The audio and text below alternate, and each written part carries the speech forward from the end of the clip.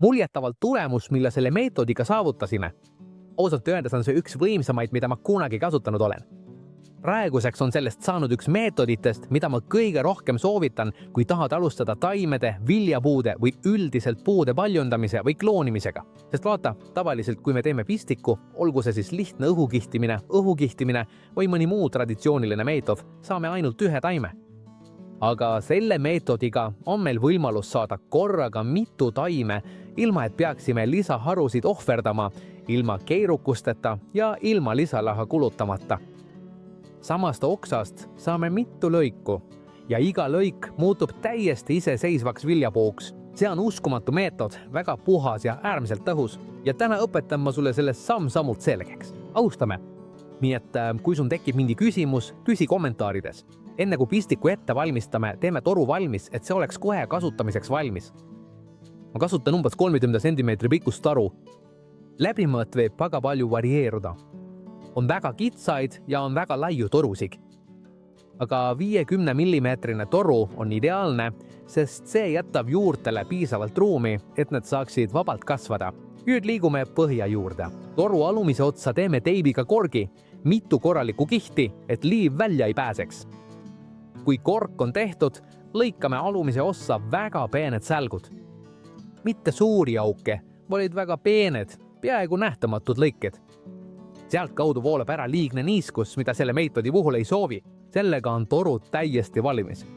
Nüüd valmistame pistiku ette. Valime umbes 40 cm pikkuse pistiku, mis oleks võimalikult sirge. Miks just 40? Sest 30 cm läheb toru sisse ja ülejäänud 10 cm jääb välja, see on väga oluline, et taim saaks hingata.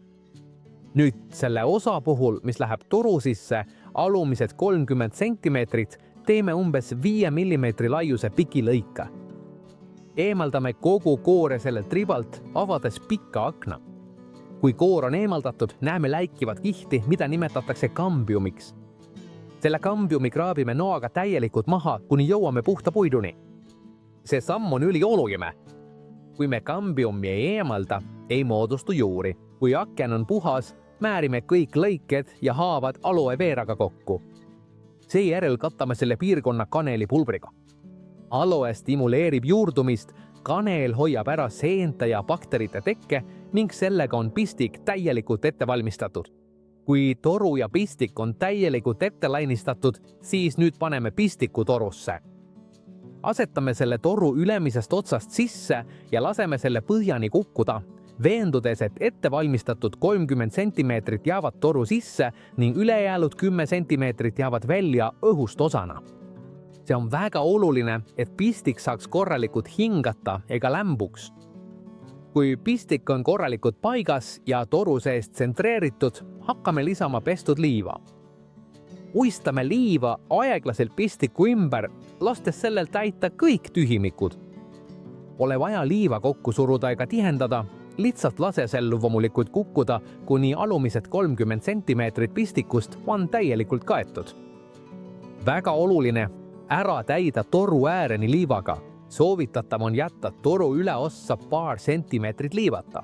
See vaba ruum on oluline kastmise hõlbustamiseks, sest kui täidame toru ääreni, hakkab vesi hiljem üle voolama ja liiv valgub välja. Kui toru on täidetud, valmistame ette kastmisvee. See on väga lihtne. Võtame 1 liitri vett, lisame sellele teelusikada ja vesinikperoksiidi, sama mis meil koduapteegis on, ja segame veidi, et see korralikult lahustuks. Selle veega kastame väga aeglaselt ja rahulikult. Valame vee sinna ülemisse ossa, mille jätseme vabaks. Liiv hakkab vett järk-järgult endasse imama. Jätkame kastmist vähehaaval, kuni näeme, et alumistest torusse tehtud äravoolu avadest hakkab natuke vett välja tulema. See on ideaalne märk sellest, et toru sees on nüüd õige niiskustase. Kui näeme seda äravoolu, pole enam vaja edasi kasta.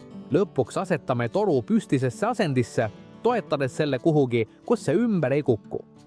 On väga oluline jätta see poolvarjulise või hajutatud valgusega kohta, mitte kunagi otsese päikese kätte, et pistik ei kuivaks ja juured saaksid korralikult areneda. Ja nüüd üks väga oluline samm edu tagamiseks.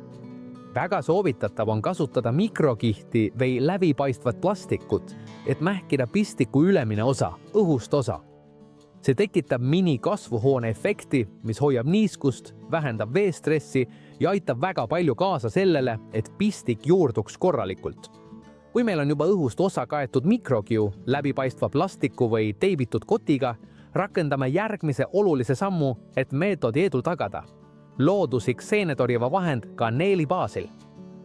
Selleks võtame 1 liitri vett ja lisame näpuotsad täiekaneeli. Segame selle korralikult läbi ja kurname läbi kohvifiltri, lapi või peene riide, et vältida jääkide sattumist, mis võiksid pihustit ummistada.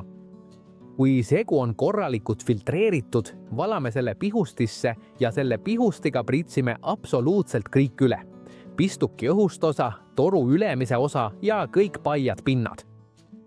Seda teeme kohe pärast seda, kui oleme kotti või mikrofilmi esimest korda perale pannud. Aga pane sellele tähelepanu, sest see on väga oluline.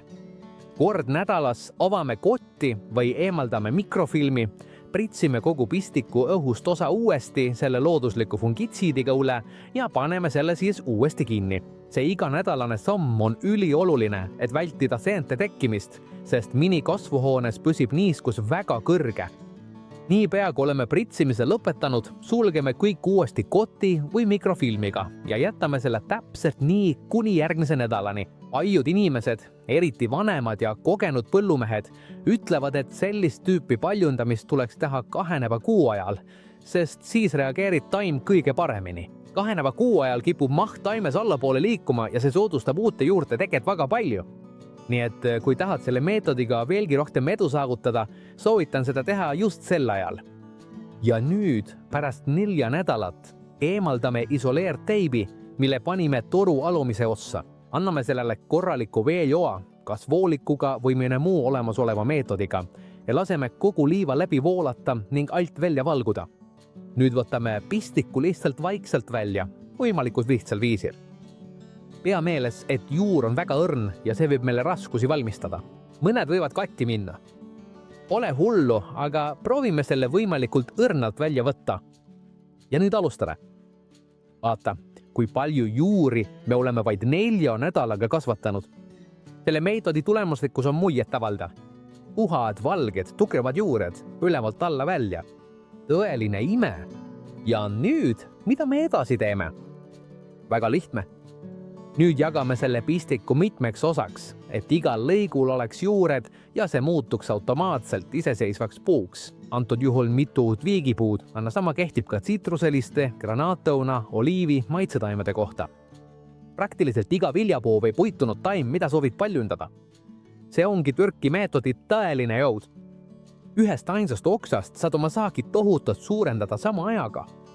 Ja kui see meetod sulle meeldis või kasu tõi, oleksin väga tänulik, kui paneksid videole meeldib ja jagaksid seda kellegi, kes armastab taimi.